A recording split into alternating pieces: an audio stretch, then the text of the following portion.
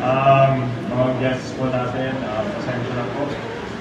To our local officials, unahan ko po yung mga kasama po natin from the national government, from DA po, of course, nandito po si Ariel, USec, Ariel Cayanan. Maraming salamat po. Director Bautista, RD Nestor Domenden, and from the World Bank, Weiss, Maria Teresa Quiñones, Agnes Deschornes, Jim Hancock, Luningning Bondok, Asansa, Madhu Raguna, Ashim Hok, Ernie Monteverde, Mario Aurelia, and Maria Luisa Martinez. At ang ating youthful and fashionable and beauteous Mayora Fritzy de la Cruz Bapasig, our Vice Mayor Douglas Pilar Jr., our SBs Don Visaya, Winston Corpus, George Padre, and Jonathan Sagario, our SK Ronald Diniega, and we have our chairman of the Bacarra Zanjera Irrigators Multi-Purpose Co-op, Ms. Menchi Tolentino. At sa lahat po ng members, ang sabi daw, kayo po ang pinakamalaki at pinakamayaman na co-op. It is said that they are the richest and biggest co-op in the province. So you are partnered with the right people. And I'd like to greet and thank ang mga kasama ko po sa PGIN. Nandito po ang mga colleagues ko and my friends, Engineer Lucy, si Engineer Pete, nandito rin po si Luz and Ma'am Tere. Everyone from PO, OPAC, PPDO, CMO, OPAC. Everyone from PGIN, very good afternoon and thank you. Firstly, I'd like to express my deepest gratitude, of course, to the DA and the World Bank for this noble and expansive and worthwhile project. It's an honor and a pleasure to be here with you, to welcome you to the province of Ilocos Norte. And of course, while Ilocos Norte enjoys the status as the top garlic producer in the Philippines, we still know that there are many shortcomings.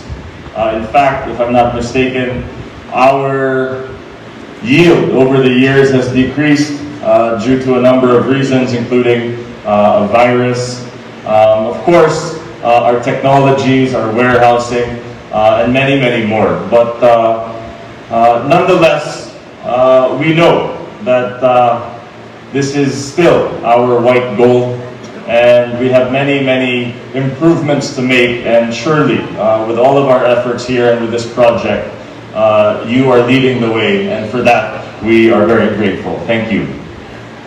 Palakpakan po natin ang DA and World Bank. Thus, of course, as a province, we recommit ourselves to our thrusts in agriculture. Of course, improving our yield through mechanization and technology, shifting to HVCs such as garlic. Of course, irrigation has been a perennial problem dito po sa Ilocos Norte. And lastly, but perhaps most importantly, the marketing component, which is being taken care of here. Sana lahat ng mga co-op ay kasing swerte ng Bacarra Co-op. You are truly fortunate and blessed with this project, and may we ensure the success of this project, not only for our co-op, but for the entire province, as you lead the way, you show the way, and let's work together to ensure that this project is responsibly managed and seen to fruition for the community.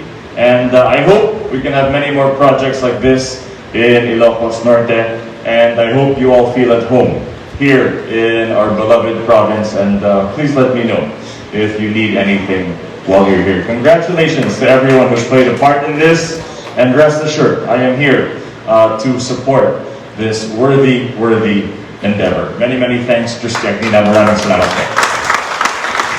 Mabuhay po kayo. Ilocos Norte, Governor Matthew Joseph Marcos Manotoc. Good afternoon, sir. Kasunod niyo na po, sir, yung ating mga guests. Nandiyan na rin daw po sila. So,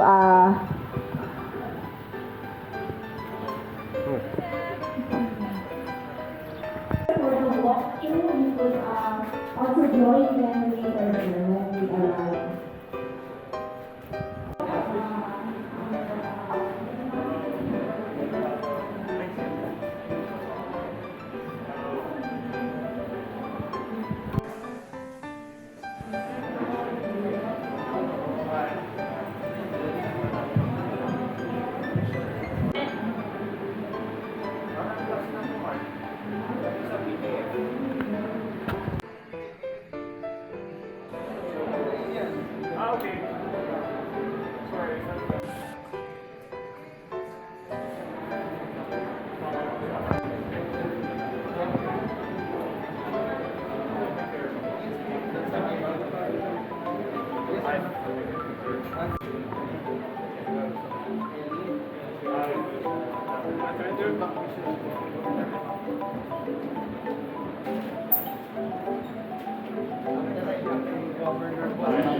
Good afternoon, ladies and gentlemen. Next, let's settle in our settings. So, I'd like to welcome everyone to the 14th Program Implementation Support Mission with Bacarra Zanjera Irrigators Multi-Purpose Cooperative. So, I request our officials to please occupy the tables designated for you, sirs and ma'am, in front.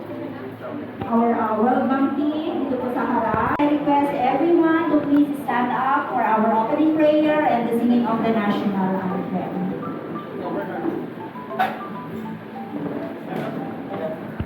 So it's an honor for me to introduce all of the people here. Let me first welcome, of course, our delegations from the World Bank partners. So headed by the Operations Project Director and the Undersecretary for Operation, USec Ariel Cayanan. With him is the for Operation RTD Erlinda Malibon and OIC RTD for Research, Laurentino Adamo. And the rest of the staff of the RPCO. Another schedule na kailangan pong mahabulin ng ating mga governor. Talagang hectic po ang schedule ng ating governor. But still, we are ready for the PG presentation. Thank you very much, ma'am.